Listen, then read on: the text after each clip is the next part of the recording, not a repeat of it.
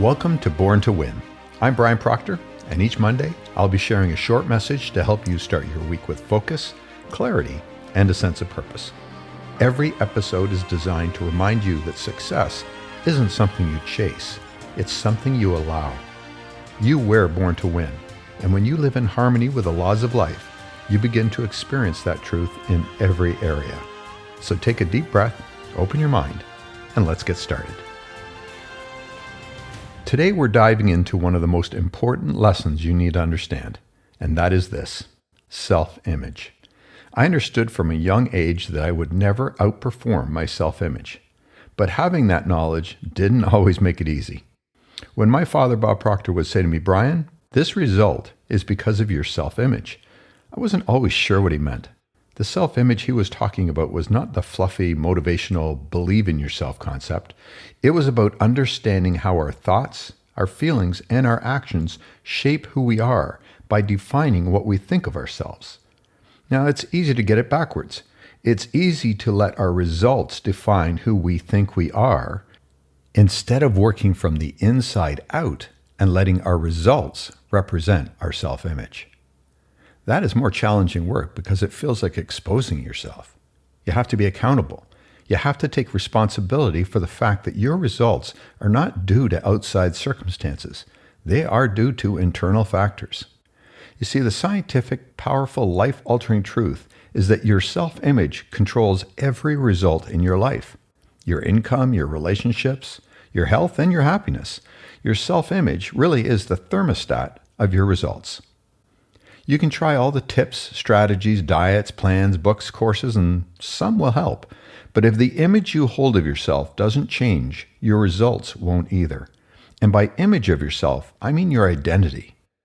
Do you identify as strong, healthy, successful, or do you identify as a victim? This is the lesson I grew up with, and today I want to bring you into it too. So what is self-image? Self-image is the picture you hold of yourself in your subconscious mind, who you believe you are and what you believe you're capable of. It becomes your identity, your behavior, your expectations, and ultimately your reality. You know, my father used to say, if you want to change your life, change your paradigm. And if you want to change your paradigm, you begin with your self-image. We act like the person we believe we are, not who we want to be, not who we say we are. We act like the person who lives in our subconscious image. So I want you to imagine this for a moment. Think of your life like a thermostat in your home.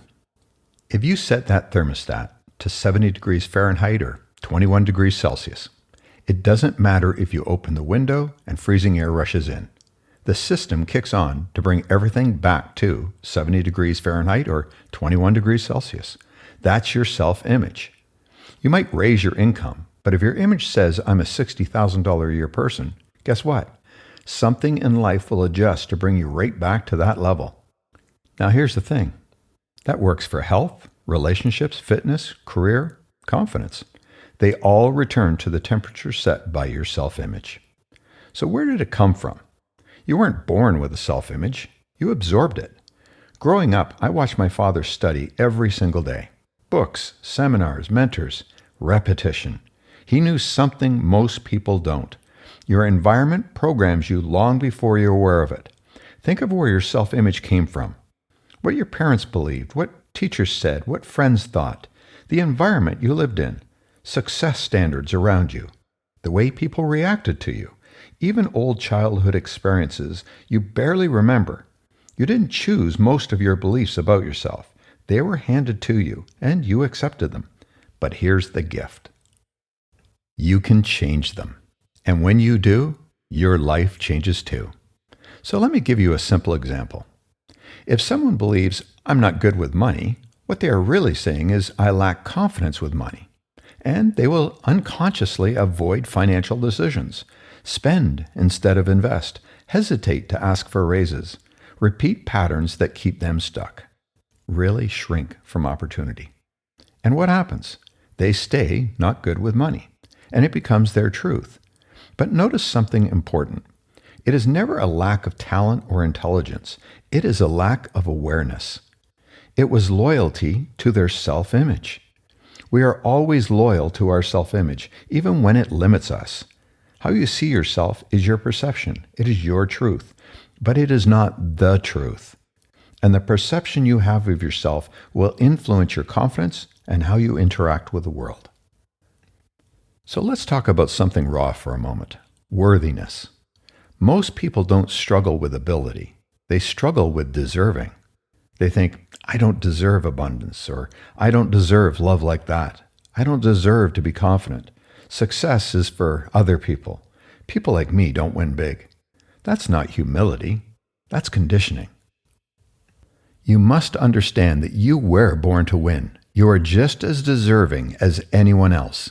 So act like it. This is not ego. It is recognition. You are not here to play small. When you realize your worth, you don't demand success. You attract it. People feel it because you act differently. It is an energy that you carry into every room you enter. And when you learn to identify in this way, opportunities will align with your acceptance of who you truly are. The world responds to the way you see yourself. Now, most people live with two versions of themselves: the self-image they currently hold and the self-image they wish they had. And the gap can create chaos that results in being frozen in time. When you live in this gap, you'll experience frustration, self-judgment, procrastination, imposter syndrome, and self-sabotage. But here's what my father taught me, and this one's big. You must emotionally become the person you want to be before you see it in the world. You don't get the new life first. You build the new image first.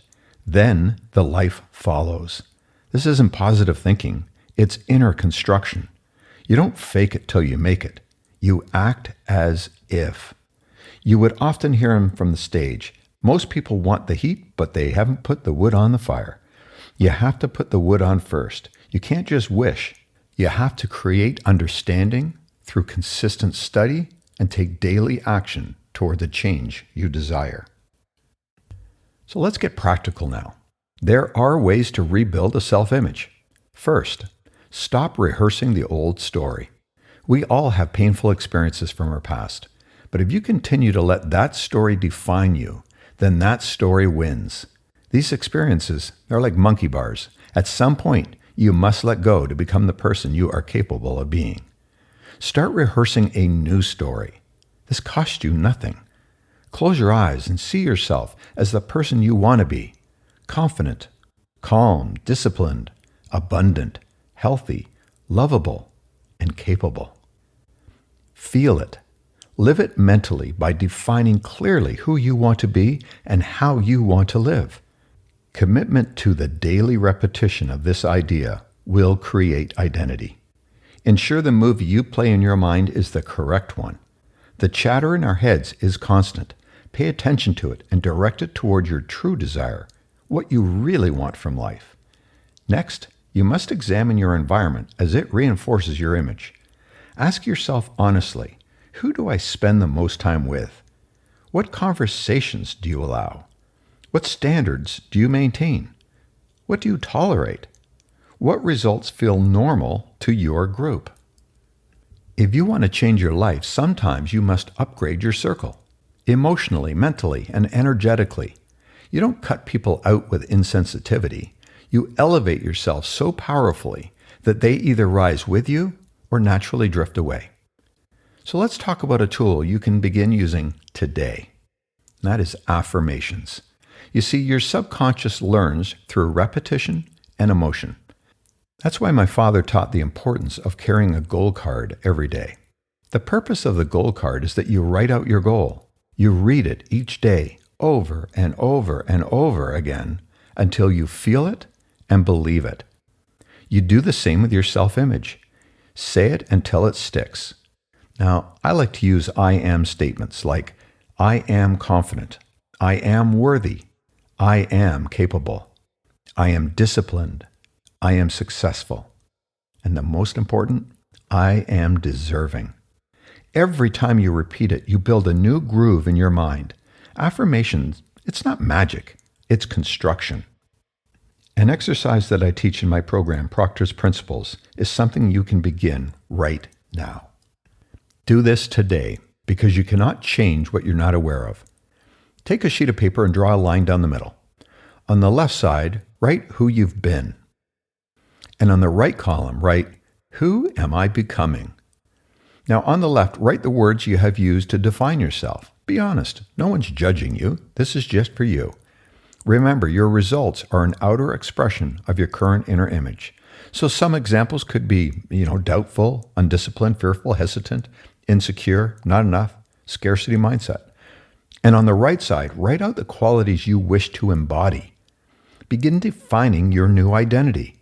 Some examples might be confident, courageous, disciplined, decisive, creative, worthy, abundant, calm, and capable. Now fold that paper in half and give focus and energy to the right side. As you do this, be aware of your self-talk. Look for patterns. Now I want to share a personal note.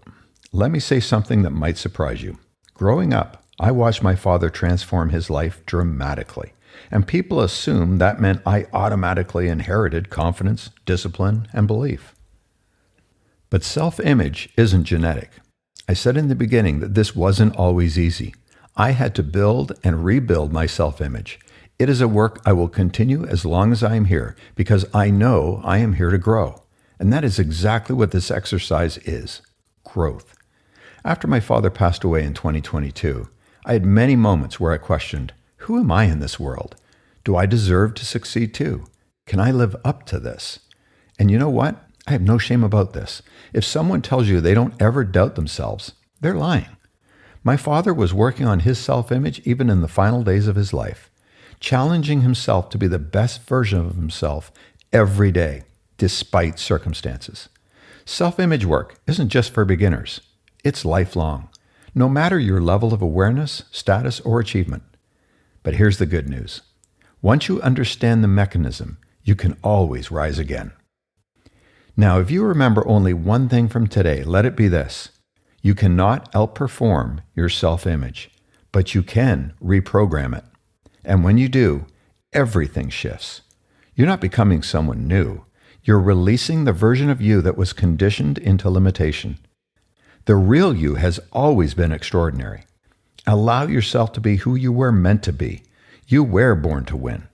I want you to really listen to these words with me.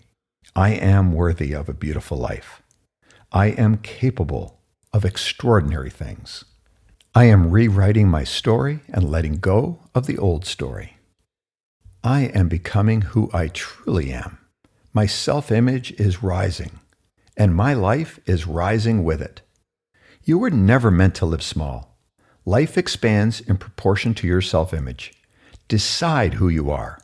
Live from that image, and watch the world rearrange itself around you. Thank you for joining me today on Born to Win. If this message resonated with you, share it with someone who could use a reminder of their own inner power. Remember, success isn't about luck or timing. It's about alignment. You were designed for success, built for expansion, and born to win. I'll see you next Monday. Until then, think big, trust yourself, and keep growing.